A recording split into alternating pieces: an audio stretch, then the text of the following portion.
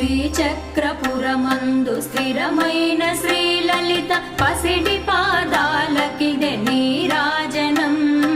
పరమేశ్వరుని పుణ్య భాగ్యాల రాశియా సింహ మధ్యపు రత్న నీరాజనం. బంగారు తల్లికిదే నీరాజనం.